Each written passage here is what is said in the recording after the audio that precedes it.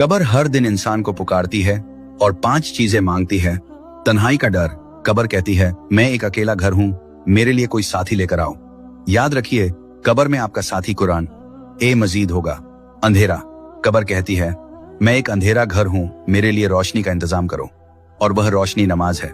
बिस्तर, कब्र कहती है मैं मिट्टी का ढेर हूं, मेरे लिए नरम बिस्तर लाओ। आपके अच्छे आमाल ही वहां आपका बिस्तर बनेंगे। खौफनाक मखलूक, कब्र कहती है मैं सांपों और बिच्छुओं का घर हूं, मेरे लिए उनका इलाज लाओ। इनका बेहतरीन इलाज सदका और खैरात है।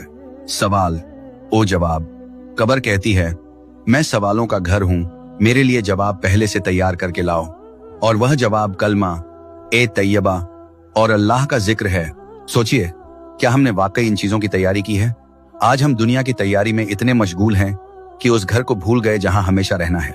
याद रखिए, मौत वह वक्त है जिसे कोई टाल नहीं सकता, और कब्र वह सच है जिसे कोई झुठला नहीं सकता। अगर अभी तक तैयारी शुरू नहीं की तो आज ही वक्त है, कल शायद बहुत देर हो जाए। अल्लाह हम सबको कब्र के अजाब से बचाए, आमीन। इस पैगाम को सदका ए जारिया समझकर दूसरों तक जरूर पहुंचाएं।